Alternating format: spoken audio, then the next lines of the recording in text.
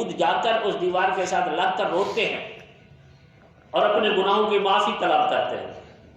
اس کو دیوار گریہ کہا جاتا ہے. جب یہ تھک جاتے ہیں نا، جب گناہ بہت کر لیتے ہیں، تو ان کا نظریہ ہے کہ ہم اس دیوار کے ساتھ جا کر لگیں گے اور معافی مانگیں گے. اور یہ بھی نظریہ ہے کہ یہاں سے پھر جو ہے نا ہمارے ایک جو ہمیں بچانے والے ہیں آئیں گے یہاں، نجات دہندہ. بہرحال جی، تو یہ دور گزرتا گیا اور یہ بڑے عروج میں بھی رہے. جس طرح کہ سلیمان علیہ السلام جیسا نبی بھی بنی اسرائیل کا نبی تھا، اور پوری روئے زمین پر ان کی حکومت تھی بنی اسرائیل کی.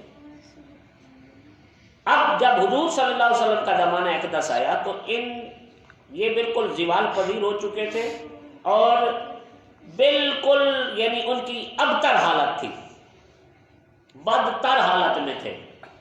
تو اس وقت اللہ پاک جب یہ قرآن اتر رہا تھا تو اللہ پاک نے اس قوم بنی اسرائیل کو مخاطب فرمایا کہ یاد کرو میری ان نعمتوں کو جو میں نے تم پر کی تھی.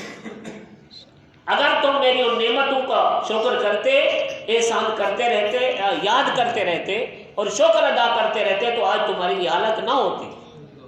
اب بھی تمہارے لیے ایک راستہ ہے. اب میرا مصطفیٰ آ گیا ہے صلی اللہ علیہ وسلم، اب میرے مصطفیٰ کا دور ہے. اب بھی اگر تم مادی طور پر بھی تم بلند ہونا چاہتے ہو، ترقی پانا چاہتے ہو، دنیاوی طور پر بھی ترقی پاتے ہو تو دامن مصطفیٰ میں آ جاؤ. سبحان اللہ. اور روحانی طور پر بھی اگر ترقی پانا چاہتے ہو، میرے قرب میں پھر آنا چاہتے ہو جو میں نے تمہیں عطا کیے تھے، اب بھی وہ قرب حاصل کرنا چاہتے ہو تو میرے مصطفیٰ کے قریب آ جاؤ. تو قرب مصطفیٰ میں آ جاؤ، میرے قریب ہو جاؤ. تو اللہ پاک نے فرمایا وہ میں نے احسانات کیے تھے، بہت سے احسانات ہیں میں نے. آپ کو پتہ ہے کہ یہ قرآن مجید کی سب سے بڑی یہ قوم ہے جس کا ذکر ہوا ہے قرآن مجید میں، قوم بنی اسرائیل. اور کئی 100 انبیاء آئے اس قوم میں، اور آخری جو نبی تھے حضرت عیسیٰ علیہ السلام تھے. تو فرمایا کہ اب احسانات کی جو لسٹ ہے ان میں چند ذکر کر دوں. اللہ پاک نے فرمایا وہ یاد نہیں ہے تمہیں وَإِذْ نَجَّيْنَاكُمْ مِنْ آلِ فِرْعَوْنَ يَسُومُونَكُمْ سُوءَ الْعَذَابِ يُذَبِّحُونَ أَبْنَاءَكُمْ وَيَسْتَحْيُونَ نِسَاءَكُمْ وَفِي ذَلِكُمْ بَلَاءٌ مِّن رَّبِّكُمْ عَظِيمٌ.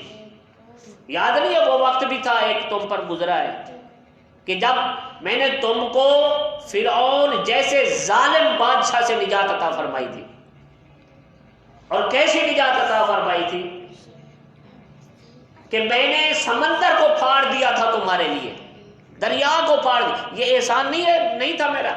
اگر سمندر نہ پھٹتا تو وہ تمہارے پیچھے تو آ چکا تھا پورا لشکر، تمہاری تو وہ بوٹی بوٹی کر لیتا اور تمہارا نام و نشان نہ بچتا.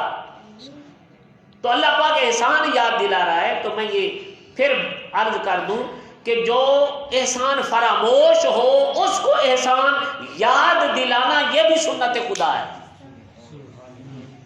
احسان فراموش کو احسان یاد دلانا چاہیے. جب میں نے یہ کیا تمہارے ساتھ تم اس کا یہ صلہ دے رہے ہو، میں نے یہ کیا یہ صلہ دے رہا ہوں. ہاں اگر کوئی احسان فراموش نہیں ہے تو پھر اس کو احسان یاد دلانا یہ بڑی بری بات ہے. اسلام اس کو اچھی نگاہ سے نہیں دیکھتا کہ آپ کسی کو احسان یاد دلاتے رہیں. تو چونکہ یہ ناشکرے تھے تو اللہ پاک نے ان کو احسان یاد دلایا. وَإِذْ نَجَّيْنَاكُمْ مِنْ آلِ فِرْعَوْنَ